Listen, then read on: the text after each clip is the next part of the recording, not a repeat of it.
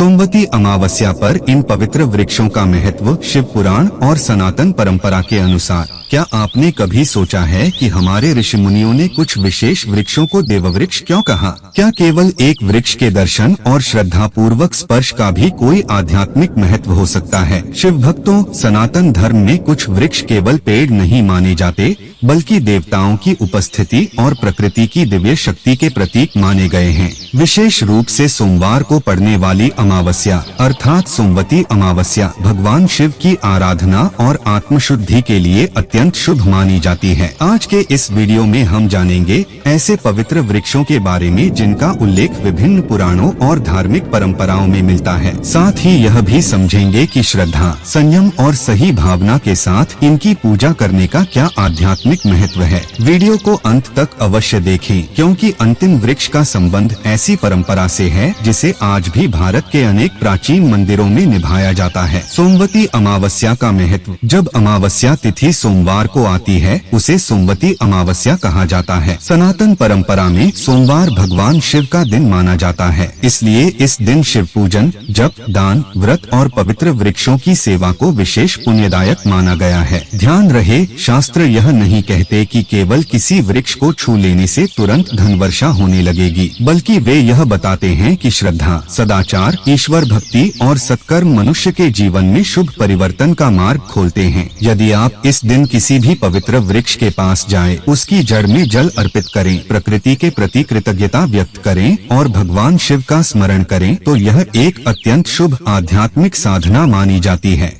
पहला देववृक्ष बेल, बिल्व का वृक्ष। यदि भगवान शिव को सबसे प्रिय किसी वृक्ष का नाम लिया जाए तो वह है बेल का वृक्ष। बिल्वपत्र के बिना शिव पूजा अधूरी मानी जाती है। स्कंद पुराण सहित अनेक ग्रंथों में बिल्व वृक्ष की महिमा का वर्णन मिलता है। ऐसी मान्यता है कि बिल्वपत्र की 3 पत्तियां ब्रह्मा, विष्णु और महेश का प्रतीक मानी जाती हैं। सोमवती अमावस्या के दिन यदि आप किसी बिल्व वृक्ष के पास जाएं, श्रद्धा से प्रणाम करें, उसकी जड़ में थोड़ा जल अर्पित करें और ओम नमः शिवाय का कम से कम 11 बार जाप करें, तो यह शिव भक्ति का अत्यंत सुंदर रूप माना जाता है। यदि संभव हो तो वृक्ष के नीचे बैठकर कुछ क्षण ध्यान करें। इस समय मन में किसी के प्रति द्वेष न रखें। ईश्वर से केवल धन नहीं, बल्कि सद्बुद्धि, स्वास्थ्य और धर्म मार्ग पर चलने की शक्ति मांगे। यही वास्तविक शिव कृपा है। दूसरा देववृक्ष पीपल। भगवद गीता में भगवान श्री कृष्ण कहते हैं, अश्वत्थ सर्ववृक्षाणाम अर्थात वृक्षों में मैं अश्वत्थ अर्थात पीपल हूँ। यही कारण है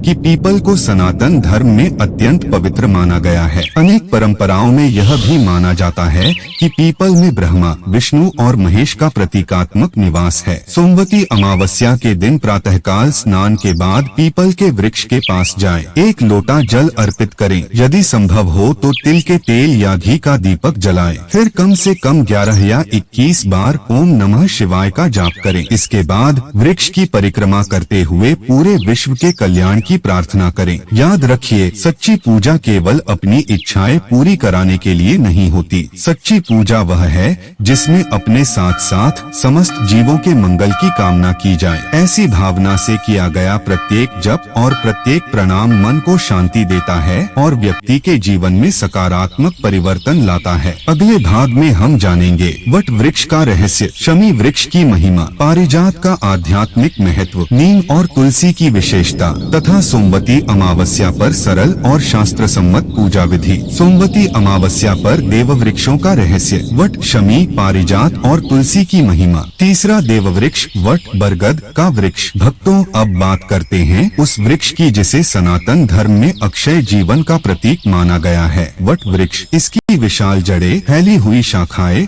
और सदियों तक जीवित रहने की क्षमता हमें यह संदेश देती है कि जीवन में धैर्य और स्थिरता ही सबसे बड़ी शक्ति है। पुराणों में वट वृक्ष को दीर्घायु, परिवार की उन्नति और अखंड सौभाग्य का प्रतीक माना गया है। यही कारण है कि भारत के अनेक स्थानों पर विवाहित महिलाएं वट वृक्ष की पूजा करती हैं। यदि सोमवती अमावस्या के दिन आपके घर या मंदिर के पास वट वृक्ष हो तो प्रातः स्नान करके वहां जाएं। सबसे पहले दोनों हाथ जोड़कर प्रणाम करें और मन ही मन कहें, हे प्रभु, जैसे यह वट वृक्ष अडिग और विशाल है, वैसे ही मेरे परिवार में प्रेम, धैर्य और सदाचार बना रहे। इसके बाद एक लोटा जल अर्पित करें। यदि संभव हो तो एक छोटा दीपक जलाएं। फिर कम से कम 21 बार ओम नमः शिवाय का जप करें। याद रखिए, वृक्ष की पूजा का अर्थ केवल धन मांगना नहीं, बल्कि प्रकृति के प्रति कृतज्ञता व्यक्त करना भी है। चौथा देववृक्ष शमी। अब बात करते हैं शमी वृक्ष की। शमी का उल्लेख अनेक धार्मिक ग्रंथों में मिलता है। महाभारत की कथा के अनुसार अज्ञातवास के समय पांडवों ने अपने दिव्य अस्त्र शस्त्र शमी वृक्ष में सुरक्षित रखे थे। विजयदशमी के दिन उन्होंने उन्हें पुनः प्राप्त किया और विजय प्राप्त की। इसी कारण शमी को विजय, साहस और शुभारंभ का प्रतीक माना जाता है। यदि आपके जीवन में बार बार बाधाएं आती हैं, कार्य बनते बनते रुक जाते हैं या मन अशांत रहता है, तो सोमवती अमावस्या के दिन शमी वृक्ष के पास जाकर भगवान शिव का स्मरण करें। वृक्ष की जड़ में थोड़ा जल अर्पित करें। इसके बाद श्रद्धा पूर्वक कहें, हे महादेव, मेरे भीतर की आलस्य, भय और नकारात्मकता को दूर करें। मुझे सत्य के मार्ग पर चलने की शक्ति दें। यह प्रार्थना मन को स्थिर करती है और आत्मविश्वास बढ़ाती है। पांचवा देववृक्ष पारिजात। पारिजात का नाम सुनते ही समुद्र मंथन की कथा स्मरण हो जाती है। धार्मिक परंपराओं के अनुसार यह दिव्य वृक्ष समुद्र मंथन से प्रकट हुआ था। इसके सुगंधित पुष्प आज भी अनेक मंदिरों में भगवान विष्णु और भगवान शिव की पूजा में अर्पित किए जाते हैं। यदि आपके आसपास पारिजात का वृक्ष है तो उसके नीचे कुछ क्षण शांत बैठिए, अपनी आंखें बंद कीजिए, गहरी सांस लीजिए, महादेव का ध्यान कीजिए। कई बार जीवन की सबसे बड़ी कृपा धन नहीं, बल्कि मन की शांति होती है, और यही शांति ईश्वर भक्ति से प्राप्त होती है। जी छठा पवित्र पौधा तुलसी। अब आप सोच रहे होंगे कि तुलसी तो भगवान विष्णु को प्रिय है, फिर इसे शिव पूजा में क्यों बताया जा रहा है? दरअसल तुलसी सनातन धर्म में पवित्रता, सात्विकता और शुद्ध जीवन का प्रतीक है। यद्यपि सामान्य शिव पूजन में तुलसी दल अर्पित नहीं किया जाता, फिर भी घर में तुलसी की सेवा, जल अर्पण और दीप प्रज्वलित करना अत्यंत शुभ माना गया है। सोमवती अमावस्या के दिन संध्या समय तुलसी के पास दीपक जलाइए। अपने परिवार के स्वास्थ्य, सद्बुद्धि और कल्याण की प्रार्थना कीजिए। ध्यान रखिए, धर्म केवल चमत्कार नहीं सिखाता, धर्म हमें सेवा, संयम, दया और सत्य का मार्ग भी सिखाता है। सोमवती अमावस्या पर सरल पूजा विधि। यदि आप इस दिन विशेष साधना करना चाहते हैं तो यह सरल क्रम अपनाएं। प्रातः ब्रह्मा मुहूर्त या सूर्योदय के बाद स्नान करें, स्वच्छ और हल्के रंग के वस्त्र पहने, भगवान शिव के सामने दीपक जलाएं, ओम नमः शिवाय का कम से कम 108 बार जप करें। यदि संभव हो तो बिल्वपत्र अर्पित करें। किसी एक या अधिक पवित्र वृक्ष के पास जाकर जल अर्पित करें। वृक्ष को प्रणाम करें, लेकिन उसकी शाखाएं न तोड़े